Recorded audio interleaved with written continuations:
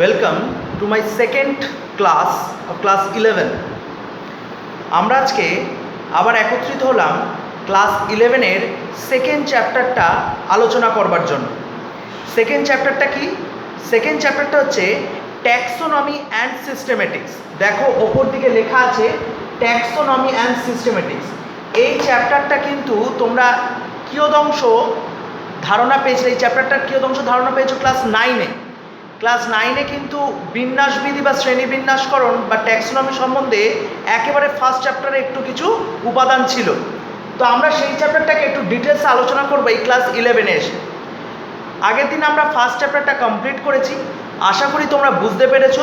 যদি কোথাও কোনো কোয়ারি বা প্রশ্ন থাকে তবে আমাকে অবশ্যই কমেন্টে জানাবে বা আমাকে সরাসরি ফোন করবে। আমরা আজকে যে চ্যাপ্টারটা নিয়ে আলোচনা করতে চলেছি সেটা হচ্ছে ট্যাক্সোনমি অ্যান্ড সিস্টেমেটিক্স। দেখো শব্দ দুটো তো অবশ্যই আমাদের সাধারণ বেঙ্গলি টার্মিনোলজি নয়, গ্রিক ল্যাটিন টার্মিনোলজি থেকে ডিরাইভ করেছে। সুতরাং এই ট্যাক্সোনমি শব্দটা সম্বন্ধে আগে আমাদের জানতে হবে যে ট্যাক্সোনমি জিনিসটা কি। দেখো আমি এখানে দেখিয়ে দিয়েছি যে ট্যাক্সোনমি শব্দটাকে যদি ভাঙা যায় তাহলে দুটো ভাগে, দুটো পদে ভাঙতে হয়। একটার নাম ট্যাক্সিস আর একটার নাম নোমোস। এই ট্যাক্সিস কথাটার মানে কি? এটা কিন্তু রাস্তাঘাটের ট্যাক্সি নয়। ট্যাক্সিস কথাটার মানে হচ্ছে অ্যারেঞ্জমেন্ট বা বিন্যাস। আর নোমোস তথা নোমেনক্লেচার রিলেটেড, অর্থাৎ কোনো জীবকে, উদ্ভিদ বা প্রাণীকে নামকরণ করতে গেলে, যেমন তোমার আমার সকলের ভালো নাম আছে, ডাক নাম আছে, ঠিক তেমনি কোনো একটা জীবের একটা সাধারণ নাম দরকার হয়। সেই সাধারণ নামটাকে আমরা বোধহয় এতদিন একটা তো জেনেছি যে সেটাকে সায়েন্টিফিক নেম বা বৈজ্ঞানিক নাম বলে। এই উদ্ভিদ বা প্রাণী জগতের ক্ষেত্রে এই যে বৈজ্ঞানিক নাম, এই বিজ্ঞানসম্মত নামটাই কিন্তু প্রকৃতপক্ষে হচ্ছে নোমেনক্লেচার, এবং সেই নামকরণের ভিত্তিতে আমরা বিভিন্ন জীবকে আলাদা করতে পারি, তার শ্রেণী বিন্যাস করতে পারি। We can easily arrange different organism into different categories, into different taxa. তো আমরা এক এক করে আসবো যে ট্যাক্সিস প্লাস নোমোস ইকুয়াল টু বিন্যাস বিধি। দেখো ট্যাক্সিস কতটা মানে তাহলে বিন্যাস, অর্থাৎ কিভাবে আমরা অ্যারেঞ্জমেন্ট করছি। এ প্রসঙ্গে আমি একটু গল্প করতে চাই তোমাদের সাথে যে দেখো তোমরা ক্যারাম খেলো, ক্যারাম খেলতে গিয়ে দেখেছো যে বিভিন্ন ধরনের গুটি থাকে, সাদা গুটি থাকে, কালো গুটি থাকে, লাল গুটি থাকে। আবার উল্টো দিকে একই রকমভাবে তোমরা যখন বই খাতা গোছাও তখনও কিন্তু বইগুলোকে সুন্দরভাবে বইয়ের জায়গায়, খাতাগুলোকে সুন্দরভাবে খাতার জায়গায়। দেখো এই যে ক্যারাম বোর্ডের ঘুঁটিই বলো আর বই খাতাই বলো, এই প্রত্যেকটা জিনিসের নির্দিষ্ট একটা আকার, সাইজ, চেনবার একটা ক্ষমতা বা উপায় আছে। এই নির্দিষ্ট চেনবার ক্ষমতা বা উপায়ের ভিত্তিতে কিন্তু আমরা জিনিসটাকে সেগ্রিগেট করতে পারি বা আলাদা করতে পারি বা পৃথকীকরণ করতে পারি। তবে এই যে পৃথকীকরণ করার যে নিয়মাবলী সেটা তো অবশ্যই আমাদের মাথায় একবারে গেঁথে আছে। যেমন আমি যদি ক্যারাম বোর্ডের সবকটা গুটি তোমার সামনে ছড়িয়ে দিই তাহলে তুমি এক এক করে কী করবে, নিজের ইন্ট্রিনসিক বিহেভিয়ারের জন্য কী করবে, নিজস্ব স্বতঃস্ফূর্তভাবে সাদা গুটিগুলোকে একসাথে করবে, কালো গুটিগুলোকে একসাথে করবে, এইরকমভাবে সাজাবে। কিসের ভিত্তিতে সাজাচ্ছ? না, রঙের ভিত্তিতে সাজাচ্ছ, on the base of colour. দেখতে কেমন? বই খাতা সাজাচ্ছ, ব্যাগে গোছাচ্ছ, বইগুলোকে একসাথে রাখছো। বইয়ের আকার আর খাতার আকার বা দুটোকে দেখতে নিশ্চয়ই এক নয়, সুতরাং তুমি ওইগুলোকে আলাদা করে আইডেন্টিফাই করতে পারছো এবং তাকে আলাদা আলাদা জায়গায় থাকে সাজিয়ে রাখতে পারছো। তো বিভিন্ন ব্যাপার, এমনকি তুমি বাজারে যদি সবজিও কিনতে যাও তাহলেও দেখবে সেখানেও পটল, আলু সব যদি মিশিয়ে দেওয়া থাকে তাহলে পটলগুলো, সবকটা পটল একটা জায়গায়, সবকটা আলু একটা জায়গায়, সবকটা ঢেঁড়স একটা জায়গায়, তাহলে এরকমভাবে কি করো, সাজাও। তাহলে এই সাজাবার রীতিটা কিন্তু আমাদের জীবজগতের ক্ষেত্রেও প্রবর্তিত। সারা বিশ্বজগতে অনেক আগের এপিসোডে আমি বলেছি বায়োডাইভার্সিটি। বায়োডাইভার্সিটি মানেই হচ্ছে কি, মানে জীবজগতের বৈচিত্র্য, জীব বৈচিত্র্য, যেটা ডব্লিউ.জি. রজেন আমি আগের দিনই বলেছি প্রথম ইন্ট্রোডিউস করেন। এক্ষেত্রে যেটা হচ্ছে, এক্ষেত্রে আমরা দেখতে পাবো যে সমগ্র জীবজগৎ, ধরো তোমাকে একটা ইঁদুরের খাঁচার সামনে নিয়ে যাওয়া হলো, ইঁদুরের খাঁচার সামনে গিয়ে দেখলে তুমি নানান ধরনের ইঁদুর আছে, বা ইঁদুর ছাড়াও পাখি, বিভিন্ন বদ্রি পাখি বা বিভিন্ন কালারফুল বার্ডস যেখানে থাকে সেখানে নিয়ে যাওয়া, তুমি দেখলে পাখিগুলোর গঠনগত চেহারা হয়তো এক, কিন্তু তাদের কালার আলাদা, তাদের ঠোঁটের গঠন আলাদা, তাদের লোমের পার্থক্য আছে, তাদের পালকের বিন্যাসের পার্থক্য থাকতে পারে। সুতরাং এই যে বিভিন্ন টাইপের সূক্ষ্মাতি সূক্ষ্ম যে পার্থক্য, এইগুলোর ভিত্তিতে তুমি পাখিগুলোকে আলাদা করতে পারবে। ঠিক তেমনিভাবে উদ্ভিদের ক্ষেত্রেও তাই। উদ্ভিদটা বিরুৎ না গুল্ম নাকি কাষ্ঠল, হব না সাব না উডি, সেইটা তুমি আলাদা করতে পারবে, সেগ্রিগেট করতে পারবে। তার মানে তোমার গঠনগত বৈশিষ্ট্য যে ফেনোটাইপিক যে ক্যারেক্টার, সেইটা দেখে তুমি প্রাইমারি লেভেলে তুমি কি করছো না আলাদা করতে পারছো। তাহলে এইটাই তো ট্যাক্সোনমি। ট্যাক্সোনমির মূল বিষয়বস্তুই হচ্ছে একটা নির্দিষ্ট রীতিতে গোষ্ঠীভুক্তকরণ বা নির্দিষ্ট রীতিতে সাজানো। তাহলে আমরা যদি প্রশ্ন করি যে শ্রেণী বিন্যাস বা ট্যাক্সোনমি বলতে কি বোঝো, তাহলে তুমি কি বলতে পারো না জীববিজ্ঞানের যে শাখায় বিভিন্ন জীবকে কি করা হয় নামকরণ, দেখো এখানে লেখা আছে শনাক্তকরণ, নামকরণ, শ্রেণীবিন্যাস বা গোষ্ঠীভুক্তকরণ, এই তিনটে বিষয়বস্তুর ভিত্তিতে যদি আলাদা করা হয় বা এই তিনটি বিষয়বস্তুর ভিত্তিতে যদি জীবজন্তু সম্বন্ধে বা জীবজগৎ সম্বন্ধে আলোচনা করা হয় জীববিদ্যার যে শাখায়, তাকেই বলা হয় taxonomy. The branch of biological science in which different living organisms are identified, named and classified are called by taxonomy. তাহলে ট্যাক্সোনমি হচ্ছে জীববিদ্যার এমন একটা শাখা যেখানে এই তিনটে ক্যাটাগরির ভিত্তিতে আমরা কোনো জীবকে আলাদা করতে পারি। জীব মানে উদ্ভিদ এবং প্রাণী, উদ্ভিদ এবং প্রাণীকে সহজেই আলাদা করতে পারছি। এরপরে চলে এসো যে ব্যাপারটা, তাহলে ট্যাক্সোনমি তো আমরা বুঝলাম। এই ট্যাক্সোনমির সংজ্ঞা দিতে গিয়ে সিম্পসন, মায়ার বিভিন্ন সংজ্ঞায় সংজ্ঞায়িত করেছে। এই ট্যাক্সোনমি কিসের ভিত্তিতে করা হয়? অবশ্যই ফিনোটাইপিক বৈশিষ্ট্য, জেনেটিক ক্যারেক্টার, এই ভিত্তিতে করা হয়। এবার এই যে ধরো আমি বলছি যে ট্যাক্সোনমিকে শনাক্তকরণ, শ্রেণীবদ্ধকরণ ও নামকরণ এই তিনটে প্রক্রিয়ার মাধ্যমে আলাদা করা হচ্ছে, তাহলে এর সাথে আর একটা টার্মিনোলজি জড়িত, সেটা হচ্ছে সিস্টেমেটিক্স। কি সেটা ব্যাপারটা দেখো, এখানে ওপর দিকের টার্মটা লেখা আছে, আমি আবার ভেঙে দেখিয়ে দিচ্ছি। এই যে সিস্টেমেটিক্স, সিস্টেমেটিক্স কথাটাকে যদি আমি আলাদা করে লিখি এবং এটাকে যদি ব্যাখ্যা করি, তাহলে দেখব এই সিস্টেমা, সিস্টেমা তো আমরা বুঝি একটা সিস্টেম, তো এটা মানে হচ্ছে টুগেদার, মানে একত্রীকরণ করা হচ্ছে। কি একত্রীকরণ করা হচ্ছে, কিভাবে একত্রীকরণ করা হচ্ছে, এইটা আমাদের মেন এখন জানবার বিষয়বস্তু। সুতরাং এই যে সিস্টেমেটিক্স কথাটাকে আমি উল্লেখ করলাম, এই সিস্টেমেটিক্স কথাটার মধ্যে দিয়ে আমরা একটা জিনিস পরিষ্কারভাবে বুঝতে পারবো যে একটা কোরিলেশন তৈরি করা বা একটা সমন্বয় তৈরি করা।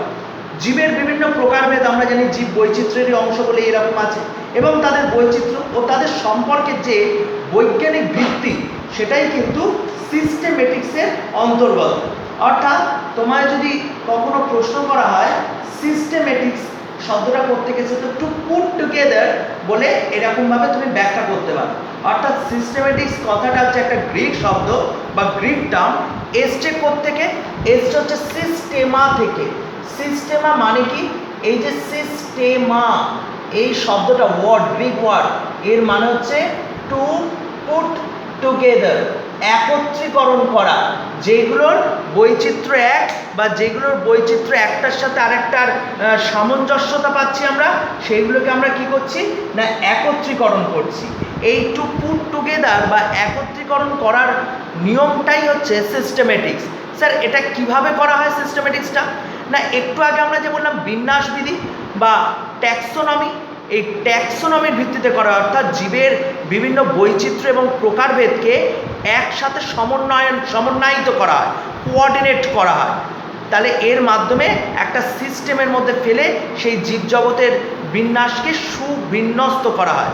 এরপরে আমরা যে জায়গাটা চলে আসতে পারি, তাহলে যদি বলে যে এই সিস্টেমেটিক্স জিনিসটা কি, তাহলে আমরা বলবো যে এই বিষয়টি শুধুমাত্র শনাক্তকরণ, যেগুলো এখানে লেখা আছে দেখো, এই যে শনাক্তকরণ বা আইডেন্টিফিকেশন, নামকরণ বা নোমেনক্লেচার বা শ্রেণীবিন্যাস ক্লাসিফিকেশন, এই তিনটের মধ্যেই আবদ্ধ নয়, বরং এর থেকে আরও বৃহত্তর জায়গায় আছে এবং জীবেদের পারস্পরিক সাদৃশ্য এবং বৈসাদৃশ্য। আবার বলছি, এইগুলি ছাড়াও শনাক্তকরণ, নামকরণ এবং শ্রেণীবিন্যাস ছাড়াও পারস্পরিক সাদৃশ্য এবং বৈসাদৃশ্য, similarities and dissimilarities in between different living organisms highlighted in this portion, অর্থাৎ সিস্টেমেটিক্সে বলতে পারি। তাহলে আমরা এটা বলতে পারি যে সিস্টেমেটিক্সটা কিসের মধ্যে দাঁড়িয়ে আছে। বিজ্ঞানী র্যাডফোর্ড বলে একজন, তিনি কি করেছেন না 1986-এ উনি সিস্টেমেটিক্স সম্বন্ধে একটা বিবিধ ধারণা দিতে চেষ্টা করেছেন।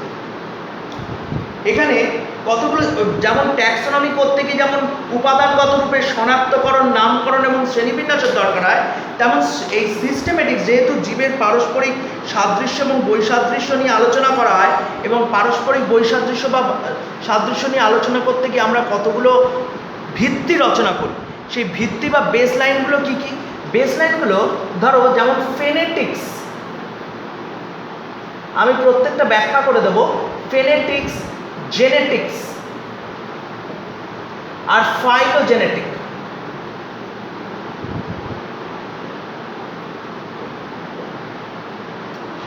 এই তিনটেকে আমি আলাদা আলাদা করে ব্যাখ্যা করে দেবো।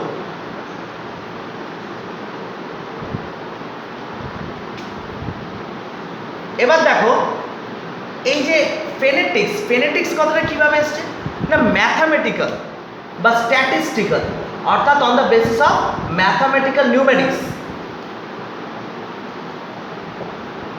জেনেটিক্স তো বুঝতেই পারছো, জিন রিলেটেড, কারণ ক্লাস 10-এ এটা পড়ে এসছো। আর ফাইলোজেনেটিক হচ্ছে ফাইলাম বা জাতিজনিগত, বাংলায় যাকে বলা হয় জাতিজনিগত বিন্যাস। এই যে ধরো ক্লাস 10-এ যেমন সেই অভিব্যক্তি চ্যাপ্টারে পড়ে এসছো হৃৎপিণ্ডের বিবর্তনের ক্ষেত্রে যে মৎস্যর পরে উভচর, মানে আরও হায়ার ভার্টিব্রেটের দিকে যাচ্ছে। প্রথমে পাইসেস গ্রুপ বা মৎস্য, তার ওপরে হচ্ছে উভচরের পরে হচ্ছে সরীসৃপের ওপরে হচ্ছে পক্ষীর ওপরে একবারে স্তন্যপায়ী বা ম্যামালস। ঠিক এখানে আমরা দেখবো ফাইলোজেনেটিকের ক্ষেত্রে ঠিক এরমভাবে ডেভেলপমেন্টটা ঘটেছে।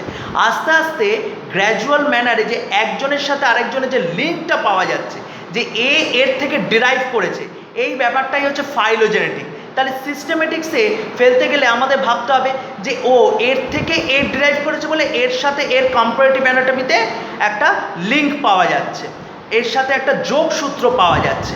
ঠিক আমরা যেমন পড়ে এসেছিলাম, মনে করবে আর্কিওপটেরিক্সের মিসিং লিঙ্ক হিসাবে বলা হয়। সেই জন্য আমরা জানি যে দুটো ডিফারেন্ট ক্লাসকে এটা একসাথে সমন্বয় সাধন করেছে। সেখানে আমরা দেখেছি পক্ষী এবং সরীসৃপ উভয়কে একসাথে সমন্বয় সাধন করেছে। যাই হোক, জেনেটিক্সের ক্ষেত্রে তো অবশ্যই জিন রিলেটেড, অর্থাৎ একজনের থেকে, আমি আগের চ্যাপ্টার এই প্রসঙ্গে বলছিলাম যে জেনেটিক্স মানে সেখানে স্পিসিস ডিফারেন্সিয়েশন হবে, অর্থাৎ প্রজাতিগত ভেদাভেদ দেখা দেবে। কারণ জিন পাল্টেছে মানে সেখানে রিপ্রোডাক্টিভ আইসোলেশন ঘটেছে, অর্থাৎ সেখানে নতুন স্পিসিসের আমদানি হয়েছে, আর তারপরে নতুন জেনেটিক্সের সেখানে ইনক্লুশন আছে বলেই এই ঘটনা ঘটতে বাধ্য হয়েছে। তাহলে সিস্টেমেটিক্সের মধ্যে আমরা রিলেট করতে পারি যে কার থেকে কার জিন ডিরাইভ করেছে বা কোত্থেকে কোনটা ডেভেলপ করেছে। তাহলে সিস্টেমেটিক্স মানে সমগ্রভাবে আলোচনা করা, টু পুট টুগেদার। তাই এটাই হচ্ছে সিস্টেমেটিক্স। এবার তাহলে আমরা যে জায়গাটা চলে আসবো, তাহলে তোমাদের পরের প্রশ্ন হবে সিস্টেমেটিক্স কি। তারপরের প্রশ্ন লিখে রাখো, ট্যাক্সোনমির উপাদানগুলি উল্লেখ করো। ট্যাক্সোনমির উপাদানগুলি উল্লেখ করো।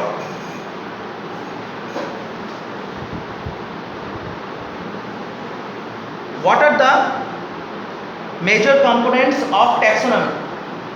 তাহলে আমরা এখন কম্পোনেন্টস অফ ট্যাক্সোনমি পড়ছি।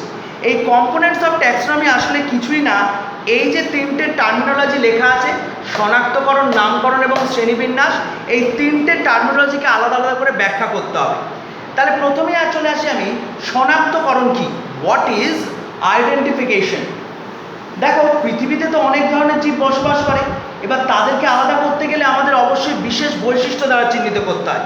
কারণ যেমন তুমি ধরো একটা শিশুকে যখন তুমি কোনো ছোটো ছোটো অ্যানিমাল দিয়ে চিহ্নিত করবে বা চেনাবে, একটা গাছকে যখন চেনাবে, তখন তার ফেনোটাইপিক বৈশিষ্ট্যগুলোকে বর্ণনা করতে হবে। অর্থাৎ বাঘের মধ্যে কি আছে, সিংহের মধ্যে কি আছে, বাঘ আর সিংহকে কীভাবে পার্থক্য করবে, বা একটা কুকুরের মধ্যে কি আছে, একটা বিড়ালের মধ্যে কি আছে। আমি জাস্ট সিম্পল উদাহরণ দিয়ে, ফর এক্সাম্পল, আমি এগুলোকে হাইলাইট করলাম। অর্থাৎ তোমাকে একটা জিনিসকে উপস্থাপিত করতে এবং সেটাকে আগে শনাক্তকরণ করতে হবে, অর্থাৎ আইডেন্টিফাই করতে হবে সেটা কি প্রাণী না উদ্ভিদ না কী ধরনের অর্গানিজম। তার মানে এই যে প্রাণী বা উদ্ভিদ, আগে তার বিশেষ বৈশিষ্ট্য দ্বারা কী করতে হবে, তাকে চিহ্নিত করতে হবে। আর এই চিহ্নিত করার পদ্ধতি হচ্ছে শনাক্তকরণ। তুমি একটা সিম্পল ব্যাপার দেখো, তোমার সামনে কোনো কিছু অজানা বস্তু বা নমুনা দিয়ে দিলে, স্যাম্পল বা স্পেসিমেন দিয়ে দিলে, তোমাকে আগে জানতে হবে স্পেসিমেনটা কী, তারপর তুমি তার ক্লাসিফিকেশন করতে পারবে। সুতরাং প্রথমেই আমরা যে কাজটি সেটা হচ্ছে শনাক্তকরণ। তাহলে বিশেষ বৈশিষ্ট্যের দ্বারা কোনো জীবকে অন্যান্য জীব থেকে যে আলাদা করে চিনে নেওয়ার ক্ষমতা বা আলাদা করে চিনে নেওয়ার যে পদ্ধতি তাকেই বলছি শনাক্তকরণ বা আইডেন্টিফিকেশন। এরপরে আমরা কোথায় চলে আসছি না নামকরণ। এই নামকরণ একটু আগে চ্যাপ্টারটা শুরু হওয়ার আগেই আমি বললাম, নামকরণ বা নোমেনক্লেচার হচ্ছে এই ট্যাক্সোনমি বা সিস্টেমেটিক্সের মূল পদ্ধতি, অর্থাৎ যেখানে আমরা সায়েন্টিফিক নেম প্রদান করছি। কোনো একটা উদ্ভিদ বা প্রাণীকে যেন সারা বিশ্ব সংসার একই নামে চিনতে পারে, এটাই হচ্ছে মেন ফ্যাক্টর।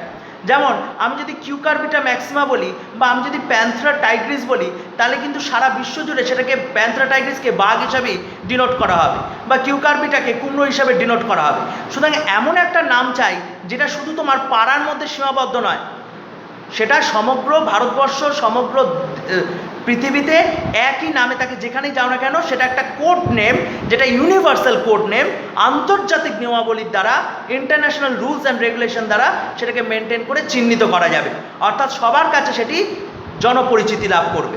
সেরকম একটা জিনিসের পদ্ধতি হচ্ছে সায়েন্টিফিক নেম প্রদান করা বা বৈজ্ঞানিক নামকরণ করা। তাহলে এই যে নামকরণ বা নোমেনক্লেচার সিস্টেমটাও তাই। এটাকে ফার্স্ট যিনি ইন্ট্রোডিউস করেছিলেন তার নাম তোমাদের অবশ্যই পড়তে হবে, কারণ এই প্রসঙ্গে দুজনের নাম আমাদের অবশ্যই মনে রাখতে হবে। একজনের নাম আমি একটু বলতে ভুলে গেছি, সেটা হচ্ছে এখানে লেখা আছে, দেখবে অগাস্টিন পি দ্য কন্ডোল। এই যে ট্যাক্সোনমি আমরা পড়ছি, এই ট্যাক্সোনমি শব্দটির নামকরণ করেন বা ট্যাক্সোনমি শব্দটাকে ইন্ট্রোডিউস করেন অগাস্টিন পি দ্য কন্ডোল।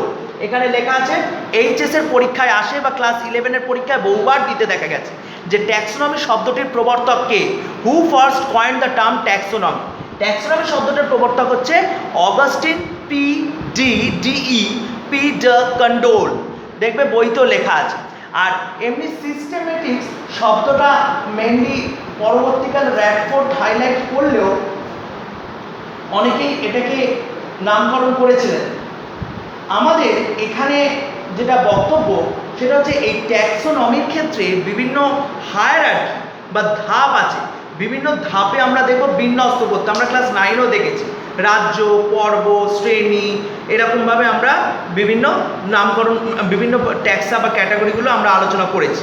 আমরা এখানেও সেইগুলো আরেকবার রিক্যাপিচুলেট করে নেব বা আমরা একবার করে নেব। এরপরে যেটা আমরা আসছি সেটা হচ্ছে এই নামকরণের ব্যাখ্যাটা। তাহলে নামকরণ কে করেন না প্রথম করেন বিজ্ঞানী ক্যারোলাস লিনিয়াস। আর সেই জন্য ক্যারোলাস লিনিয়াসের আরও একটা নাম হচ্ছে, লিখে রাখতে পারো, এই ক্যারোলাস লিনিয়াসের নাম হচ্ছে ফাদার অফ ট্যাক্সোনমি।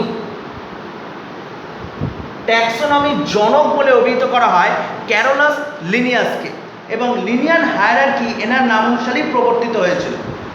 তো এই যে নামকরণ, উনি প্রথম দ্বিপদ নামকরণের ব্যাপারটা হাইলাইট করেন।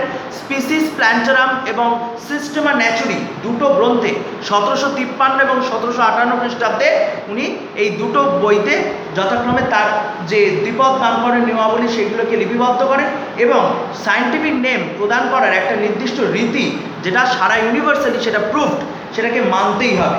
এ প্রসঙ্গে আমাদের অ্যাডমিনিস্ট্রেটিভ দিক থেকেও অনেকটাই কঠোর এই নামকরণ মানার জন্য, কারণ এটি IUCN কর্তৃক প্রবর্তিত হয় এবং IUCN-এর আন্ডারে ICBN বা ICZN আছে, international code of zoological nomenclature, যারা প্রাণীর নামকরণ করেন, আর international code of botanical nomenclature, যারা উদ্ভিদের নামকরণ করেন। এদের ক্ষেত্রে অবশ্যই ধরা হয় যে এরা যে নামকরণ প্রদান করবেন সেটাকে ইউনিভার্সালি স্বীকৃতি দেওয়া হয়। তো এরপরে আমরা যেটা চলে আসছি সেটা হচ্ছে কি না এর সংজ্ঞা। তাহলে নামকরণ কাকে বলে না গোষ্ঠীভুক্তকরণ যখন হয়ে গেল, তখন ওই শনাক্তকরণের পর এটা উদ্ভিদ, এটা প্রাণী বা এটা এই অর্গানিজম হয়ে গেল, তখন গোষ্ঠীভুক্ত প্রত্যেক জীবকে পৃথক পৃথক নাম আরোপ করার পদ্ধতিকেই বলা হয় নামকরণ বা নোমেনক্লেচার। তারপরে আমি যে লাস্ট উপাদানটায় আসছি সেটা হচ্ছে ক্লাসিফিকেশন। ক্লাসিফিকেশন কি, এই যে এতক্ষণ ধরে আলোচনা করছিলাম, ট্যাক্সোনমির একটা বিশেষ প্রতিপাদ্য বিষয়, একটা থিওরি হচ্ছে বা কম্পোনেন্ট হচ্ছে ক্লাসিফিকেশন। ক্লাসিফিকেশন না করলে আলটিমেটলি বিন্যাসবিধি রচিতই হবে না। তাহলে জীবের নামকরণ শনাক্তকরণের পরেই যে জিনিসটা উঠে আসে সেটা হচ্ছে শ্রেণীবিন্যাস, অর্থাৎ বিভিন্ন গোষ্ঠীতে লজিক্যালি অন্তর্ভুক্তকরণ, অর্থাৎ সায়েন্টিফিক্যালি আমরা কি করতে পারি না অন্তর্ভুক্তকরণ করতে পারি, বিভিন্ন জীবকে উদ্ভিদ বা প্রাণীটাকে আমরা অন্তর্ভুক্তকরণ করতে পারি। তাহলে এটাই হচ্ছে গোষ্ঠীভুক্তকরণ।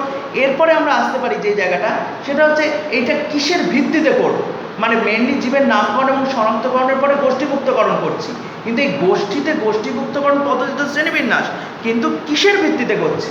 দেখো এই কিসের ভিত্তিতে করছি বললেই আমরা বলবো যে প্রধানত এই যে সিস্টেমেটিক্সের ক্ষেত্রে যেমন লেখা আছে, আমি বলছিলাম টু পুট টুগেদার, অর্থাৎ বিভিন্ন জীবের পারস্পরিক সাদৃশ্য এবং বৈসাদৃশ্য। কিসের সাদৃশ্য কিসের বৈসাদৃশ্য?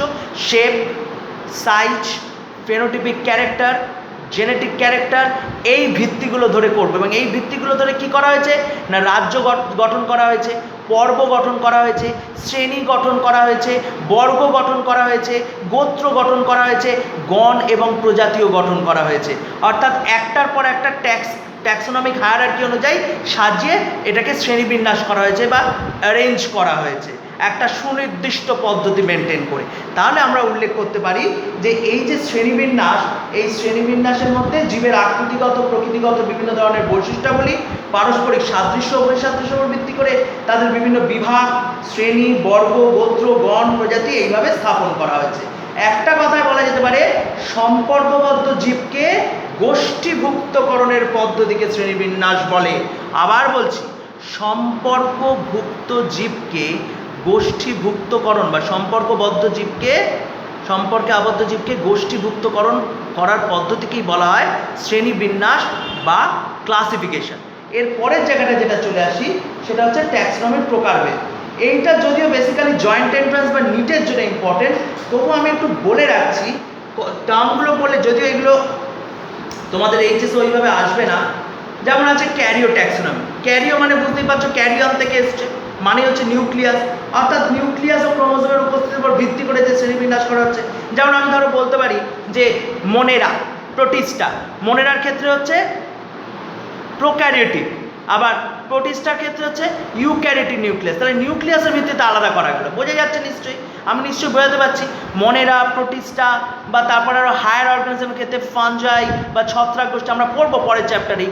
তারপর ধরো অ্যানিমালিয়া, প্ল্যান্টি, এইগুলোকে আলাদা আলাদা করা হয়েছে, যেমন ক্লাস 9-এ এগুলো ছিল, তাই তোমাদের একটু আধটু স্মরণ করতেও সুবিধা হবে। এরপরে যদি আমি বলি সাইটোট্যাক্সোনমি, কোষের গঠন অনুযায়ী প্রোক্যারিওটিক কোষ, ইউক্যারিওটিক কোষ, এছাড়া হায়ার অর্গানিজমের কোষের বৈশিষ্ট্য আলাদা, উদ্ভিদ কোষ আলাদা, প্রাণী কোষ আলাদা, অর্থাৎ কোষীয় উপাদান, ক্রোমোজোমের প্রকৃতি, এইগুলোর ভিত্তিতে ভাগ করা হয়েছে। কেমোট্যাক্সোনমি, আমি আগের দিনই বলছিলাম কেমোট্যাক্সোনমি হচ্ছে কি, কেমো মানে কেমিক্যাল, অর্থাৎ সেক্ষেত্রে আমরা কি বলতে পারি কেমোট্যাক্সোনমি মানে কোষের যে সাইটোপ্লাজমের মধ্যে বিভিন্ন ধরনের কি থাকছে না রাসায়নিক, জৈব এবং অজৈব বস্তু থাকছে। কেমিক্যাল কনস্টিটুয়েন্টস বা রাসায়নিক উপাদানের ওপর, রাসায়নিক গঠন সংযুক্তের উপর ভিত্তি করে যদি কোনো অর্গানিজমকে আলাদা করা যায়, তবে আমরা তাকে বলবো সেটা কেমোট্যাক্সোনমি। এবং এ প্রসঙ্গে আমি উল্লেখ করতে পারি ডিএনএ যদি ধরি, এই ডিএনএতে একটা অবশ্যই ডিঅক্সিরাইবোনিউক্লিক অ্যাসিড, এটা জেনেটিক উপাদান, অবশ্যই কোষের মধ্যে, নিউক্লিয়াসের মধ্যে, ক্রোমোজোমের মধ্যে থাকছে।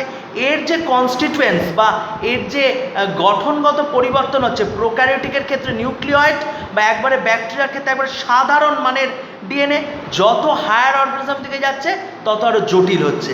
তাহলে দেখো একবারে প্রোক্যারিওটিক যেখানে তুমি ধরো একবারে ব্যাকটেরিয়া যেখানে পেপটাইড ও গ্লাইকেন দ্বারা কোষপ্রাচীর নির্মিত আছে, একবারে প্রিমিটিভ টাইপ, একবারে আদিমতম বা প্রাচীনতম আর্কি ব্যাকটেরিয়ার ক্ষেত্রে এক ধরনের হচ্ছে। যত ইউব্যাকটেরিয়ার পর প্রোটিস্টার পরে ধরো আরও ওপরের দিকে উঠছে যখন অ্যালগি, শৈবাল বা ব্রায়োফাইটা, টেরিডোফাইটা, এইগুলোর ক্ষেত্রে আবার জেনেটিক মেটেরিয়াল পাল্টে যাচ্ছে। কিন্তু ব্যাপারটা সেই একই, ব্যাপারটা সেই নিউক্লিওটাইড, ফসফরিক অ্যাসিড সেই, কিন্তু ক্রমশ গঠনগতভাবে পরিবর্তিত হচ্ছে। তাহলে নিম্ন থেকে উচ্চতর দিকে আস্তে আস্তে পরিবর্তনটা হচ্ছে। এটাকে আমরা কি বলতে পারি কেমোট্যাক্সোনমির মধ্যে বলতে পারি। এছাড়া আর কি বলতে পারি না নিউমেরিক্যাল ট্যাক্সোনমি। বুঝতে পারছো নিউমেরিক্স মানে হচ্ছে অঙ্ক বা সংখ্যাতাত্ত্বিক বিষয়। যেমন এই যে একটু আগেই বলছিলাম ফেনেটিক্স, এটাকে ম্যাথামেটিক্যাল ওয়েতে ব্যাখ্যা করা হচ্ছে। কম্পিউটারে আমরা জানি বাইনারি ল্যাঙ্গুয়েজ আছে 0 1 0, এইভাবে যে বাইনারি ল্যাঙ্গুয়েজের ব্যাপারটা থাকে, বাইনারি পদ্ধতি, বাইনারি সিস্টেম, এর মাধ্যমে যদি কম্পিউটারিস্টভাবে এটাকে শ্রেণীবিন্যাস করা যায়। আমরা হয়তো জানি বা অনেকেই আমরা জানি না, তোমাদের মধ্যে হয়তো অনেকে জানো না যে বায়োলজির সাথে, এটা কিন্তু প্রশ্নও আসতে পারে ক্লাস 11-এ, যে বায়োলজির সাথে ম্যাথামেটিক্সকে যুক্ত করে যে সাবজেক্টটা করা হয়েছে সেটা কি বায়োমেট্রি। আবার ধরো বায়োলজির সাথে আমরা জানি কেমিস্ট্রিকে যুক্ত করা হয়েছে বায়োকেমিস্ট্রি, বায়োলজির সাথে ফিজিক্স যুক্ত করা হয়েছে বায়োফিজিক্স। এগুলো সাঁতরা বা ছায়া প্রকাশনী বইয়ের প্রথম চ্যাপ্টারের আগে সমস্ত বলা হয়েছে। এগুলো তোমাদের পড়ে রাখতে হবে, জয়েন্ট এন্ট্রান্স বা নিটের জন্য পড়তে হবে। এছাড়া তোমাদের এমনিও লাগবে, সেখানে ফাদার অফ বলে অনেকগুলো দেওয়া আছে সাঁতরা বা ছায়া প্রকাশনী বইতে, সেগুলোও কিন্তু পড়ে রাখতে হবে, প্রসঙ্গক্রমে বলে রাখলাম। তো এই যে ধরো নিউমেরিক্যাল ট্যাক্সনের মধ্যে বিভিন্ন সংখ্যাতাত্ত্বিক বিচারে ভাগ করা হয়, সেক্ষেত্রে ধরো কম্পিউটার ও গণিতের সাহায্যে যে শ্রেণীবিন্যাস করায়, আমরা বলতে পারি পায়ের সংখ্যা, চোখের আকৃতি, চোখের সংখ্যা এই অনুযায়ী ভাগ করলাম, কানের আকার, এইগুলোর ভিত্তিতে নিউমেরিক্যাল ট্যাক্সনের ভিত্তিতে ভাগ করা যায়। এক্সপেরিমেন্টাল ট্যাক্সোনমি আছে, এটা হচ্ছে পরীক্ষার ফলাফলের ভিত্তিতে অ্যানালাইসিস করে করা হয়। আলফা ট্যাক্সোনমি আছে। আলফা ট্যাক্সোনমিটা কি, এইটা কিন্তু একটু পড়ে রাখা দরকার। কি কি আমি লিখে দিচ্ছি, alpha taxonomy, beta taxonomy, gamma বা ডেল্টা ট্যাক্সোনমি এবং অবশ্যই ওমেগা ট্যাক্সোনমি। আমি লিখেও দিচ্ছি পাশাপাশি, এটা হচ্ছে ওমেগা, এটা হচ্ছে গামা, এটা হচ্ছে বিটা এবং এটা হচ্ছে আলফা। তাহলে এইরকমভাবে কি হলো, ভাগ করা গেল। একটু বলে রাখি যে alpha taxonomy, beta taxonomy, gamma taxonomy আর ওমেগা ট্যাক্সোনমি জিনিসটা কি। তাহলে তোমরা লক্ষ্য করবে যে আলফা ট্যাক্সোনমি যেটা আমি বলছি, অর্থাৎ ফার্স্ট ওয়ান, যেটা এই যে বললাম ফেনোটাইপিক ক্যারেক্টার, নট ফেনেটিক্স, এবার বলছি ফেনোটাইপিক, যেটা তোমাদের অতি পরিচিত টার্ম। ফেনোটাইপিক ব্যাপারটা কি, ফেনোটাইপিক মানে হচ্ছে বাহ্যিক বৈশিষ্ট্য, অর্থাৎ আমরা বলতে পারি যে কেবলমাত্র বাহ্যিক বৈশিষ্ট্যের ভিত্তিতে যখন জীবদের শনাক্তকরণ শ্রেণীবিন্যাস পদ্ধতি প্রণয়ন করা হচ্ছে তাকেই বলছি আলফা ট্যাক্সোনমি। কিন্তু যখনই মাইনর লেভেলে আস্তে আস্তে যাচ্ছে, অর্থাৎ তার ফিজিওলজিক্যাল বেসিসে শারীরস্থানিক, কোষবিদ্যা সম্পর্কিত, রেণুবিদ্যা সম্পর্কিত এই ধরনের যখন ভিত্তিতে আমরা ভাগ করছি, তখন তাকে বলছি বিটা ট্যাক্সোনমি। আর গামা ট্যাক্সোনমি কোনটা, যেখানে জীবদের বিশদ বর্ণনা, একবার ভিভিড ডেসক্রিপটিভ স্ট্রাকচার এবং সর্বোপরি পারস্পরিক সম্পর্ক এবং অভিব্যক্তি, অর্থাৎ এভলিউশনারি গ্র্যাজুয়াল ম্যানারে যে ভাগ করা হচ্ছে সেটাকে বলছি গামা ট্যাক্সোনমি। যেমন আমি বলতে পারি যে ধরো একবারে পরিফেরা বা স্পঞ্জ, সেখান থেকে আস্তে আস্তে যত অমেরুদণ্ড প্রাণীদের ক্ষেত্রে কেঁচো বলো, অ্যানিলিডার ক্ষেত্রে বলো, বা আরও উঁচু মোলাস্কা টোলাস্কার ক্ষেত্রে বলো, নার্ভাস সিস্টেম আরও গ্র্যাজুয়ালি ডেভেলপ করেছে, তার মানে বা রিপ্রোডাক্টিভ সিস্টেম গ্র্যাজুয়ালি ডেভেলপ করেছে। এই যে আস্তে আস্তে ডেভেলপমেন্টাল প্রসেস, এটাই হচ্ছে এভলিউশনের ক্ষেত্রে, এগুলো সব হচ্ছে গামা ট্যাক্সোনমির মধ্যে পড়ছে। এবং আলফা ট্যাক্সোনমির মধ্যে শুধুমাত্র জীবদের বাহ্যিকভাবে দেখে যা বোঝা যায়, বাইরের থেকে দেখে তুমি যা বুঝতে পারছো সেটাই হচ্ছে আলফা ট্যাক্সোনমি। ওয়্যারএজ বিটা ট্যাক্সোনমি কি বললাম, কোষ বা সাইটোলজির ভিত্তিতে, ফিজিওলজির ভিত্তিতে, অর্থাৎ আমরা বলতে পারি যে বিটা ট্যাক্সোনমির ক্ষেত্রে শারীরস্থানিক, মরফোলজিক্যাল, তারপর সাইটোলজিক্যাল বা রেণুবিদ্যার সাহায্যে এই ধরনের ভিত্তিতে যাদের যাদের ভাগ করা হয়। অর্থাৎ আমরা বলতে পারি যে বিটা ট্যাক্সোনমির ক্ষেত্রে এই অন্যান্য বৈশিষ্ট্যগুলোকে মিলিয়ে শনাক্তকরণ শ্রেণীবিন্যাস করা হয়। আর গামার ক্ষেত্রে কি করা হচ্ছে, জীবদের বিশদ বর্ণনা যেখানে পাওয়া যাচ্ছে এবং পারস্পরিক সম্পর্ক, অর্থাৎ এই ফাইলোজেনেটিক অর্ডারটাকে হাইলাইট করা হচ্ছে এই গামা ট্যাক্সোনমির ক্ষেত্রে। তার ফলে ফাইলোজেনেটিক অর্ডার হাইলাইট করার ফলে আমরা কী পাচ্ছি, কীভাবে জীবটার বিবর্তন হয়েছে বা কীভাবে জীবটার এভলিউশন হয়েছে সেইটা পাচ্ছি। অর্থাৎ কীভাবে আস্তে আস্তে মাছের মতো নিম্ন শ্রেণীর ভার্টিব্রেটের থেকে শুরু করে, মেরুদণ্ডী প্রাণী থেকে শুরু করে আপ টু হায়ার ভার্টিব্রেট মানে স্তন্যপায়ী পর্যন্ত কিভাবে আস্তে আস্তে ডেভেলপমেন্ট হয়েছে সেইটার আমরা সন্ধান পাচ্ছি। কোথায় না, এই গামা ট্যাক্সোনমিতে পাচ্ছি। এরপরে চলে আসছি আমরা ওমেগা ট্যাক্সোনমি। এটাও ইম্পর্টেন্ট, স্কুলের পরীক্ষা আসতে পারে, কিন্তু এইচএসের ক্লাস 11 পরীক্ষা এখনও সেইভাবে দেয়নি। তবে আমি মনে করি ক্লাস 11-এ সবকটাই তৈরি করে রাখা ভালো, কারণ কিছু কিছু কোয়েশ্চেন কিন্তু ক্লাস 11-এ জয়েন্ট এন্ট্রান্স থেকেও দেয়। সংগৃহীত সকল প্রকার তথ্যের বিশ্লেষণ, মানে আমি ওমেগা ট্যাক্সোনমির কথা বলছি, অর্থাৎ সংগৃহীত যেগুলো স্পেসিমেন সংগ্রহ করা হয়েছে তার মধ্যে সব অ্যানালাইসিস করবার পর, মানে আলফা, বিটা, গামা সব অ্যানালাইসিস করার পর এমনকি অভিব্যক্তিমূলক সম্পর্ক করবার ফলে পুরো সামেশান মানে alpha plus beta plus gamma, অর্থাৎ ওমেগার ক্ষেত্রে আমরা বলতে পারি সেখানে ফিনোটাইপিক ক্যারেক্টার যুক্ত হচ্ছে, সেখানে সাইটোলজিক্যাল বা কেমিক্যাল ফ্যাক্টর যুক্ত হচ্ছে, তারপর সেখানে এভলিউশনারি ফ্যাক্টর যুক্ত হচ্ছে। এই পুরোটা নিয়ে হচ্ছে কিন্তু ওমেগা ট্যাক্সোনমি। তাহলে আমরা বলতে পারি ওমেগা ট্যাক্সোনমিটা সবার ওপরে আছে, এটা বলতেই পারি। এইবার আমরা যে জায়গাটা চলে আসছি যে শ্রেণীবিন্যাসের ভিত্তিগুলো কি কি, অর্থাৎ এই যে আমরা ক্লাসিফিকেশন করছি, এই ক্লাসিফিকেশনটা কিসের কিসের ভিত্তিতে করা হয়। দেখো এই প্রসঙ্গে তোমাদের আরেকটা প্রশ্ন খুবই ইম্পর্টেন্ট আমি বলে রাখি যে শ্রেণীবিন্যাস বা ট্যাক্সোনমির গুরুত্ব কী, বা ট্যাক্সোনমির গুরুত্ব উল্লেখ করো। 3 মার্কসের কোয়েশ্চেন এটা। Mention the importance of significance of taxonomy. দেখো এই যে আমরা এতক্ষণ ধরে কথা বললাম, গল্প করলাম যে ট্যাক্সোনমি জিনিসটার মধ্যে যে আমরা কী কী শিখতে পাচ্ছি, তুমি সাধারণ কথাতেই বুঝতে পারবে যে ট্যাক্সোনমি দিয়ে আমরা কী কী শিখতে পাচ্ছি। একটা জীবকে আইডেন্টিফাই করতে পারছি, একটা জীব যে তোমার কাছে আছে বা তোমার সামনে দেখতে পাচ্ছ চোখের সামনে, তাকে আইডেন্টিফাই করতে পারছি। সেই জীবটা কোথায় বাস করে সেটা দেখে বুঝতে পারছি যে সেই জীবটা কি পরিবেশের সাথে অভিযোজিত হতে পারে বা অ্যাডাপটিভ ক্যাপাবিলিটি সম্বন্ধে আইডিয়া করতে পারছি, তার বাস্তুতন্ত্র বা হ্যাবিটেট সম্বন্ধে আইডিয়া করতে পারছি, জীবটার আচার আচরণ বা বিহেভিয়ার যে ক্যারেক্টারিস্টিক্সগুলো সেইগুলো সম্বন্ধে আলোচনা করতে পারছি, ফাইলোজেনেটিক্যাল ডেভেলপমেন্ট ঘটাতে পারছি, মানে জাতিজনিগত কার থেকে সৃষ্টি হয়েছে, কোন আবহাওয়ায় সে বাস করে সেটা সম্পর্কে জানতে পারছি। এছাড়াও গবেষণার কাজে জীবটিকে ব্যবহার করার জন্য তার প্রিভিয়াস হিস্ট্রি সম্বন্ধে আমাদের জানতে হচ্ছে। সুতরাং শুধু যে সে কোথায় বাস করে বা তার ভৌগোলিক পরিমণ্ডল তা নয়, জিওগ্রাফিক্যাল বাউন্ডারিজ তা নয়, সমগ্র ব্যাপারটাই কিন্তু আমরা জানতে পারছি এই ট্যাক্সোনমি থেকে।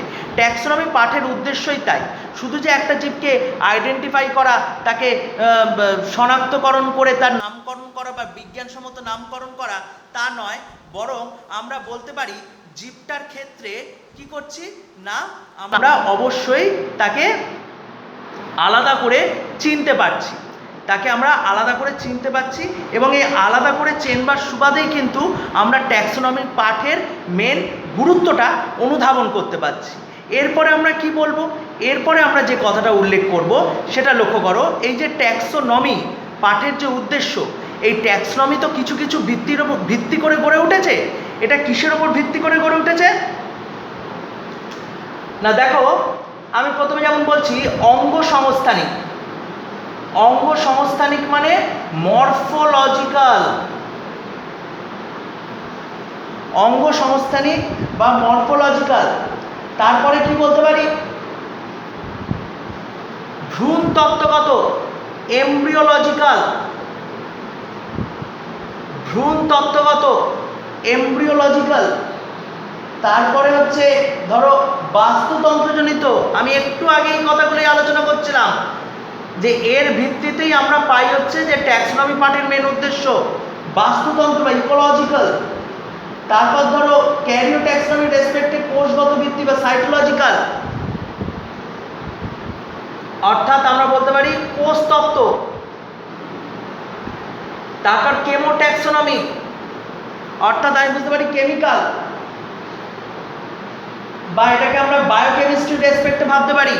তাহলে কেমো ট্যাক্সোনমি তার মানে বায়োকেমিস্ট্রির রেসপেক্টে বলতে পারি। তারপরে কি বলতে পারি, তারপরে বলতে পারি হচ্ছে সংখ্যা তত্ত্বজনিত, অর্থাৎ নিউমেরিক্যাল, নিউমেরিক্যাল। তারপরে আর কি বলতে পারি, বলতে পারি পরাগরেণুর ভিত্তিতে এই ভাগে ভাগ করা হয়। সুতরাং আমরা যে জিনিসটা দেখলাম এখন সেটা হচ্ছে ট্যাক্সোনমি পাঠের গুরুত্ব, এবং এই ট্যাক্সোনমি পাঠের গুরুত্ব পড়বার সাথে সাথে কি কি ভিত্তিতে ট্যাক্সোনমি রচনা করা হয়। সুতরাং আমরা এর থেকে ইজিলি বলতে পারি যে এই ভিত্তিতে ভাগ করে আমরা বিভিন্ন জীবকে তাদের নির্দিষ্ট শ্রেণীবিন্যাস কক্ষে উপস্থাপন করতে পারি।